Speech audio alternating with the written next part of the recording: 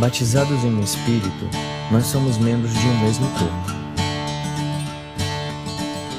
Temos funções diferentes, mas somos todos importantes para a vida da Igreja. Cristo é o cabeça, nós somos o seu corpo. A carta de Tiago ela é curta, mas ela é cheia de grandes ensinamentos. É um pouco estilo de Tiago, é uma carta muito prática. Se você for olhar quem é Tiago, esse Tiago se atribui essa carta a um dos irmãos do Senhor Jesus, os irmãos de sangue. Se você for olhar nos evangelhos, menciona o nome de alguns deles e entre eles tem um Tiago. Não era nenhum dos dois, porque tinha dois Tiagos que eram também discípulos de Jesus. Era um nome bem comum. Na verdade, o nome em grego de Tiago é Jacó. Então, como era um dos patriarcas do povo de Israel, Jacó era um nome muito comum. E traduzido para o grego, né, depois, e em português virou Tiago. Mas é basicamente o nome de Jacó. Então tinham muitos Tiagos junto com o Senhor Jesus, e um deles era o irmão dele, que inicialmente não era discípulo. Se você for olhar nos evangelhos, vai ver uma certa resistência da família de Jesus ao ministério dele, né? Jesus pregando e os irmãos meio, vamos tirar esse cara daqui, ele está só criando confusão, causando embaraço para a família, né? Todo mundo criticava muito, principalmente dentro da própria família dele. Mas, com o passar do tempo e o da própria igreja, se vê que a própria família de Jesus abraçou também a fé, e um deles tão destacadamente, que se você for olhar já em Atos 15, esse Tiago que menciona lá em Atos 15, naquele primeiro encontro que teve na igreja para decidir algumas questões, Tiago já era um dos líderes da igreja. E assim permaneceu. E ele acabou fazendo essa carta aqui.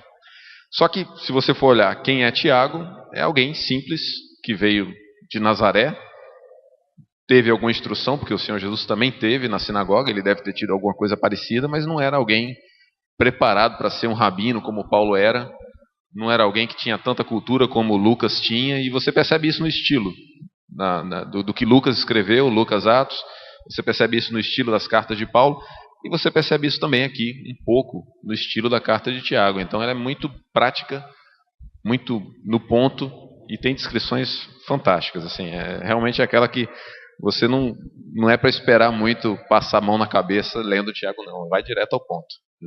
Vai no que você precisa ouvir, bem direto. E eu selecionei para a comunhão esse texto aqui, já no final da carta, quando ele dá pequenas, por assim dizer, conselhos, mas que são muito importantes para a vida da comunhão da igreja. Então, sem maiores delongas, vamos logo ler o texto, Tiago 5, do versículo 13 até o 20, até o final. Está alguém entre vós sofrendo? Faça oração. Está alguém alegre? Cante louvores. Está alguém entre vós doente? Chame os presbíteros da igreja, e estes façam oração sobre ele, ungindo-o com óleo, em nome do Senhor. E a oração da fé salvará o enfermo, e o Senhor o levantará.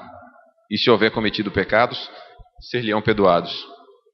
Confessai, pois, os vossos pecados uns aos outros, e orai uns pelos outros, para seres curados. Muito pode, por sua eficácia, a súplica do justo. Elias era um homem semelhante a nós, sujeito aos mesmos sentimentos, e orou com instância para que não chovesse sobre a terra, e por 3 anos e 6 meses não choveu. E orou de novo, e o céu deu chuva, e a terra fez germinar seus frutos. Meus irmãos, se algum entre vós se desviar da verdade, e alguém o converter, sabei que aquele que converte o pecador do seu caminho errado salvará da morte a alma dele e cobrirá multidão de pecados. Amém? Então agora, versículo a versículo aí, vamos explorar um pouquinho da riqueza, do sabor que realmente tem esse trecho das Escrituras, dessa carta que é tão preciosa, que é a carta de Tiago. O tema é comunhão, e esse texto inteiro, ele fala bastante sobre comunhão. E começa, só vou destacar 2 pontos, né, 2 grandes grupos aí. Um deles é comunhão no dia a dia, caminhão nas vicissitudes da vida, aí, como a gente poderia falar de um jeito mais bonito. A vida tem seus altos e baixos, né? Não sei quanto tempo de caminhada você já tem na vida, mas talvez no começo, e dependendo da sua personalidade, dependendo de como você encare o mundo, você gostaria que fosse tudo uma coisinha estável, bem tranquila, aquela estrada da Alemanha, estrada do Japão lá, aquele plano e sem buracos. E, se possível, um nível bem alto, né? Tudo muito bom e sempre constante. Mas se você já passou um pouquinho mais pela estrada da vida, você vai ver que não é bem assim. Não tem para onde correr. A vida tem seus altos e baixos.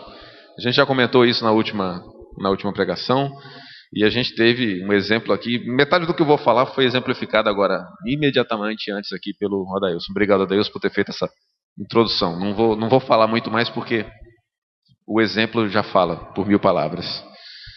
E a vida tem isso. A vida tem seus ciclos. As pessoas nascem, as pessoas crescem, as pessoas morrem. Você tem períodos em que você tem fartura, tem períodos que você passa dificuldades, passa necessidades. E o momento em que isso vai acontecer, às vezes a gente pode até prever, mas prever mesmo a gente não vai. Então realmente é algo que vem, é parte da vida, é parte de estarmos no mundo. E o grande ponto é, em vez de ficar talvez se perguntando o porquê disso, Deus é justo se faz isso ou não, gente, desencana. E é bom de ler Tiago é isso, porque ele não fica refletindo sobre a natureza dessas coisas. Ele simplesmente considera de que isso existe. Isso faz parte. Então, em vez de ficar se perguntando o porquê, e aí, como é que você vai agir? Que aí é onde ele é bem prático e diz, olha, você está sofrendo? Então, sofrer faz parte. Ele não fica, também o irmão, agradeço aí na parte da ceia que falou, porque há uma tendência disso. Você está na igreja, está sofrendo, é pecado. Tiago depois ele aborda sobre isso, mas no começo ele diz, está sofrendo? Faça oração. Simples assim, sofrer faz parte da vida. Tá? Então talvez antes de ficar elocubrando, tome uma atitude prática aí, e a que ele recomenda aqui, que é muito boa, faça oração. Está alguém alegre? Cante louvores. Comemore isso no Senhor.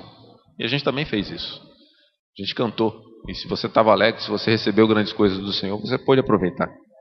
Eu pude aproveitar bastante hoje o culto. Também agradeço aos irmãos aí que prepararam essa parte de louvor. Foi muito especial para mim. Muito obrigado.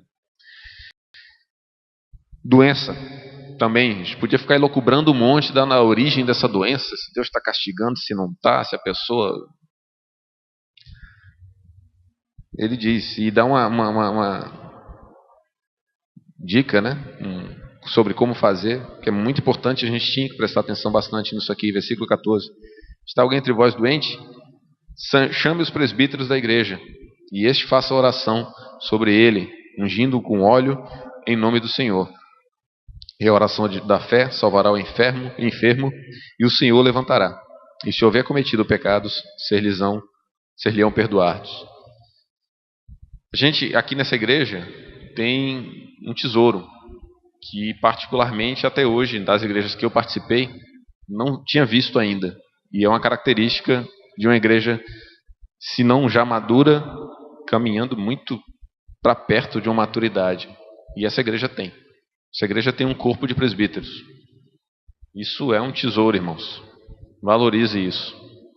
Eu sei que vocês valorizam, mas valorizem mesmo. Isso é uma coisa que não é toda igreja que tem e faz muita diferença. Isso já mostra que está chegando a ser uma igreja madura, uma igreja que vai poder caminhar e gerar bastante fruto dentro daquilo que Deus pensa.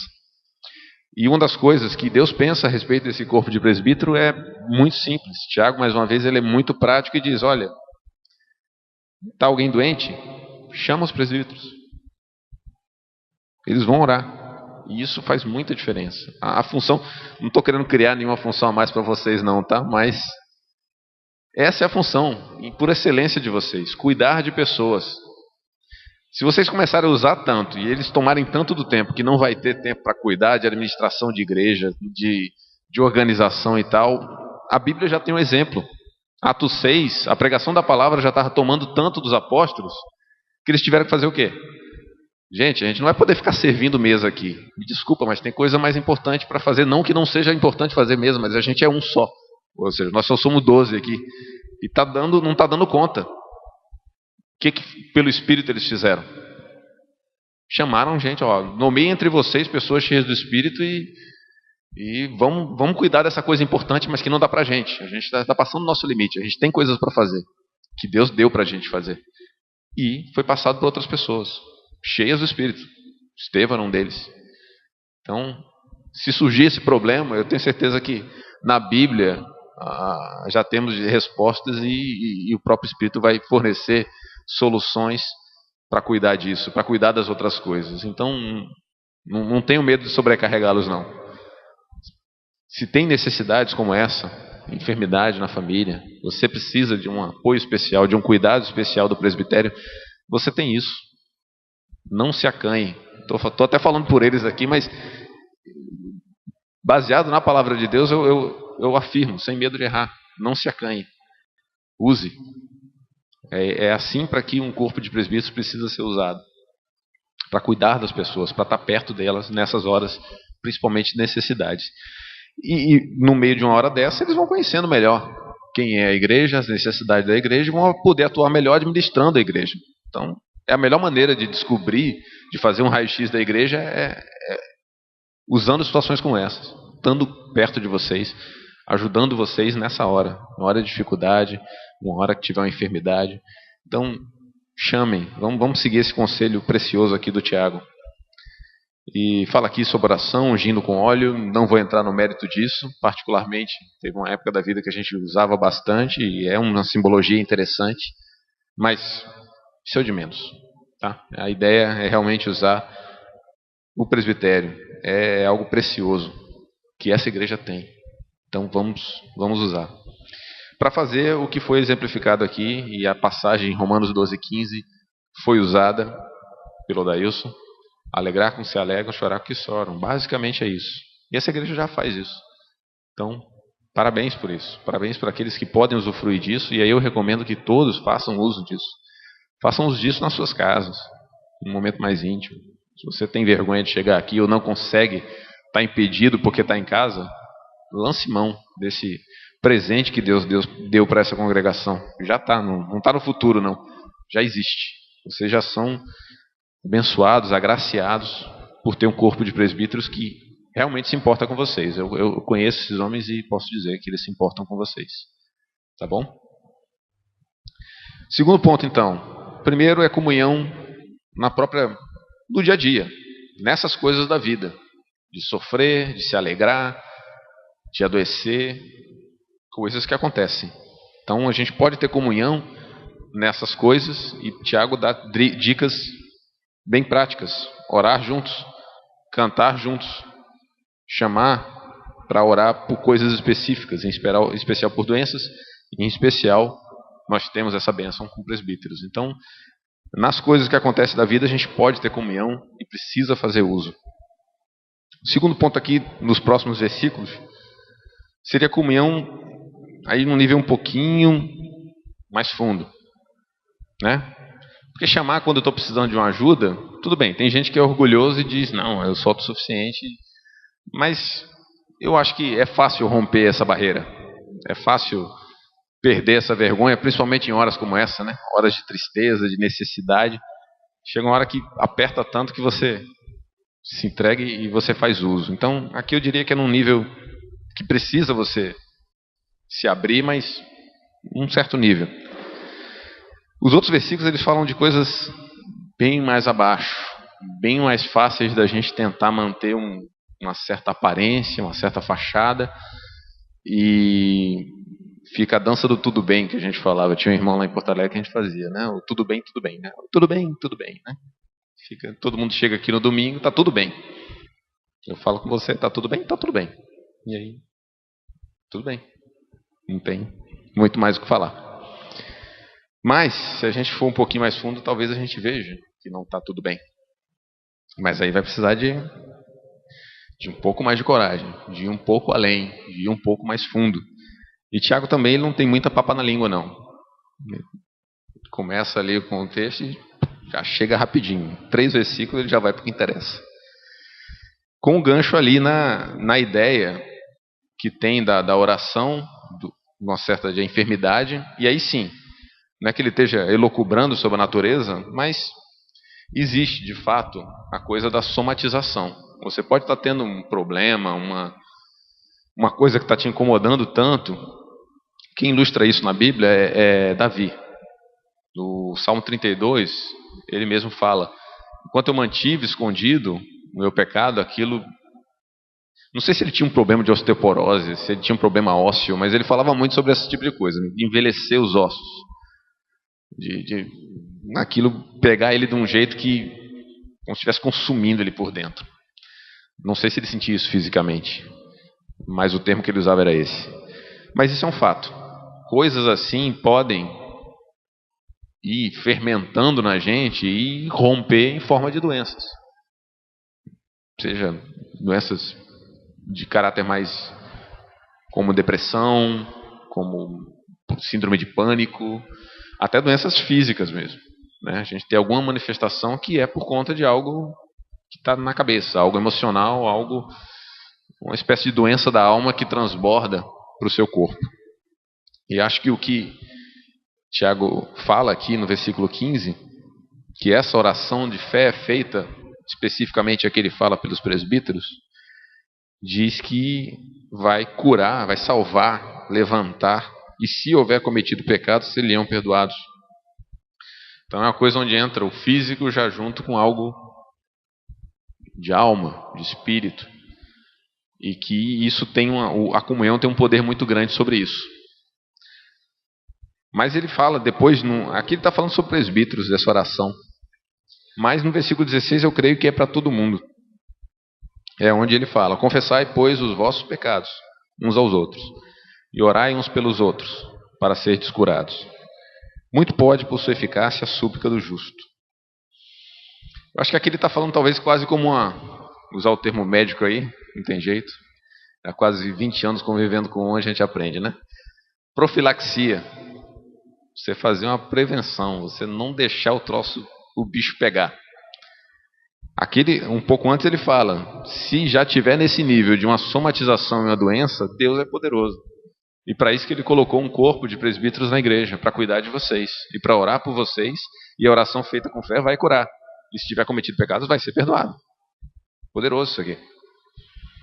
Mas a gente pode fazer um pouco melhor que isso. A gente pode prevenir esses problemas. A gente pode não deixar que eles aconteçam, ou se estiverem ainda num nível pequeno, isso ser tratado.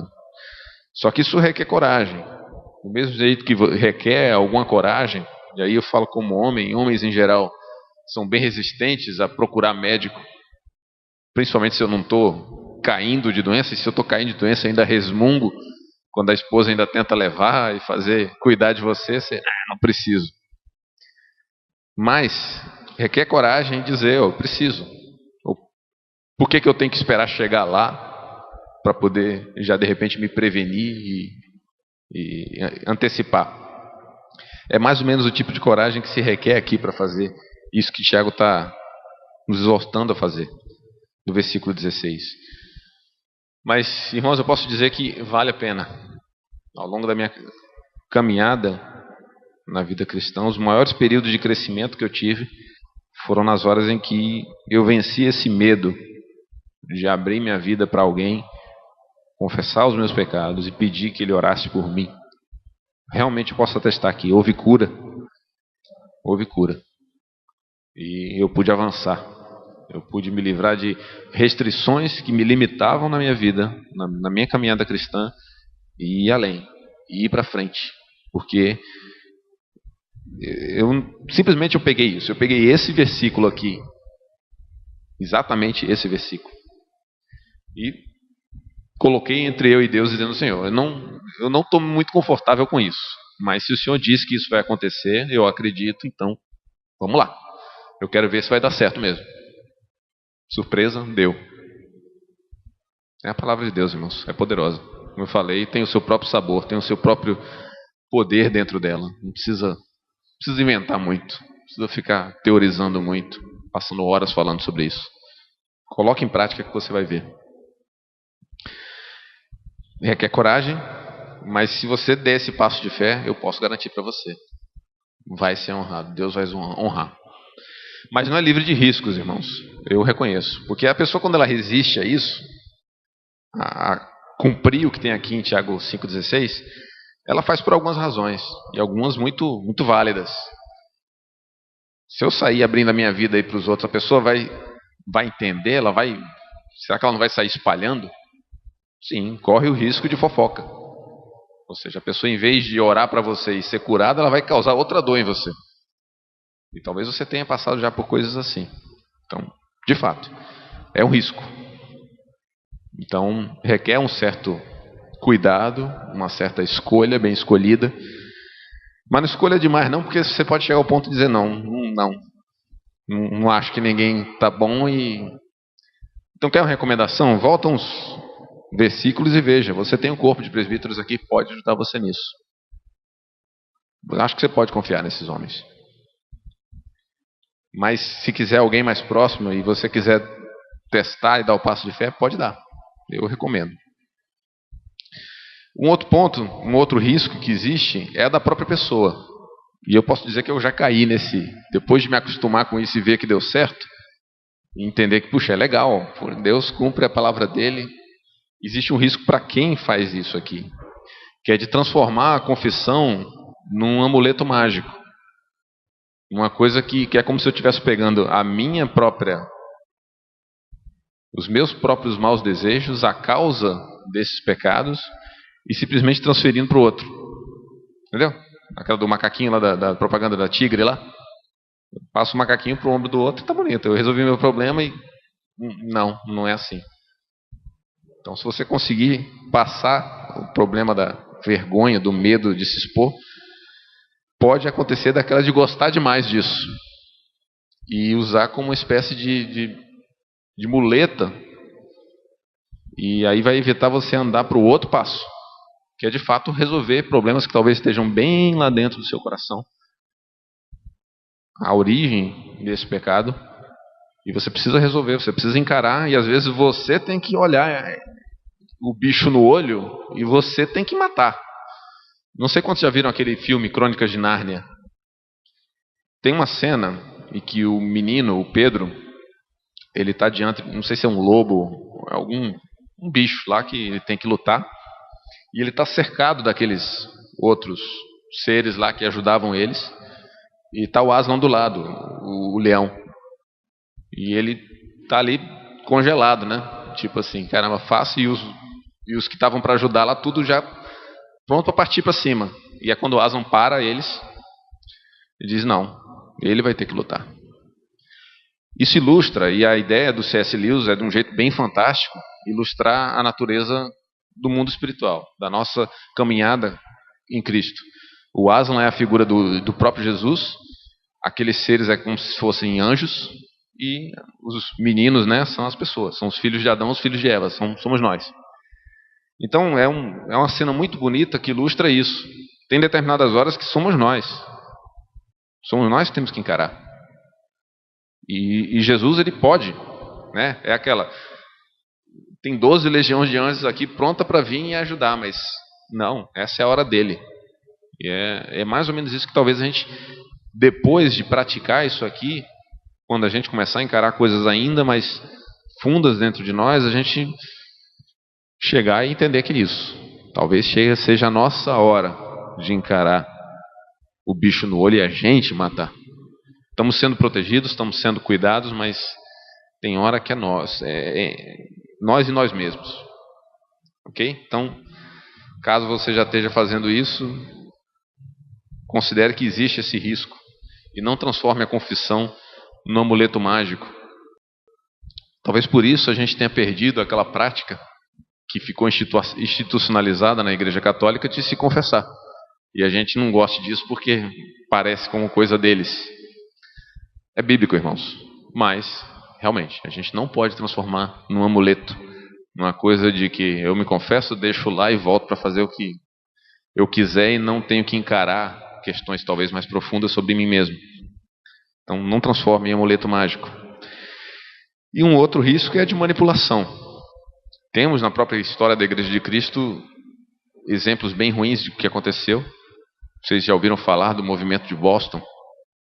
Um movimento que surgiu na década de 80 em universidades dos Estados Unidos, uma igreja de Cristo, e teve um crescimento vertiginoso. O maior crescimento de igrejas nos Estados Unidos na época foi o movimento de Boston. Então eles viraram uma espécie de pirâmide, em que pessoas acompanhavam a vida de outras pessoas, era uma espécie de discipulado, que é muito bom. Traz muito apoio, muito suporte, as pessoas se envolviam, cresciam. Só que uma das falhas era que, tipo assim, o discipulador ele sabia tudo e meio que quase obrigava a pessoa a expor tudo da vida dela. A pessoa expunha, ficava fragilizada e depois esse cara tendia, e foi um dos problemas que teve, a manipular. Então, eu sei que aqui é praticado discipulado, é muito saudável, mas o ideal é o discipulado de via dupla. Você precisa também conhecer a vida de quem está te discipulando, inclusive os podres. Essa dinâmica, essa troca, ela é muito preciosa. Lógico que vai ter que ter a sabedoria do discipulador de como fazer isso com alguém mais inexperiente na fé, mas precisa fazer isso. Respeitar o limite de quem está sendo discipulado e também se abrir para ele. O movimento de Boston é uma situação em que teve exagero e manipulação nessa parte de confessar. Então, também temos que correr e evitar esse risco, esse problema, de usar a confissão como uma forma de manipular as pessoas. Então, longe disso. E por último, vamos ver aqui os últimos versículos. Ele exemplifica aqui de Elias, para ilustrar esse poder dessa oração. E ele está dizendo que Elias é o cara, né? Nem morreu. Então todo judeu considerava Elias o super-herói, e é um super-herói mesmo. Mas ele destaca de que ele era alguém como nós, sujeito às mesmas paixões, mesmos maus desejos que, se a gente for honesto um com o outro e confessar, a gente vai perceber que todo mundo tem. E o Tiago também, ele é muito prático nisso, ele não esconde. E eles, olha, Elias também tinha. Não conheço pessoalmente o Elias, mas posso garantir, ele tinha. E tinha, pode ter certeza. Se você olhar a história de Elias, você já vai ver isso. Mas mesmo assim, ele orou e não choveu. Orou, choveu de novo. O ponto é, oração, mesmo feita por pessoas comuns, tem poder. E esse é o que Tiago quer dizer, eu também quero falar para você. São pessoas comuns estendendo a mão para pessoas comuns. E grandes coisas acontecendo por causa disso. Essa é a dinâmica da igreja, essa é a dinâmica da comunhão. É por isso que o que eu estou falando aqui tem a ver com comunhão. É a gente se ajudando mutuamente a fazer coisas que, se você for perceber, se contassem, você não ia acreditar. Mas precisa dessa coragem. Precisa correr esses riscos que eu falei. E vencer. De não transformar num amuleto, de evitar manipulação, fofoca e tudo mais. Mas a exortação que fica, irmãos, é vocês aproveitarem o que já tem. Nós já temos um corpo de presbíteros, isso é uma bênção. Isso é artigo de luxo no Brasil ainda. Nós somos uma igreja que temos algo precioso e raro dentro do contexto de Igreja de Cristo no Brasil. Então aproveitem isso. Aproveitem que há presbíteros nessa igreja. Usem, abusem.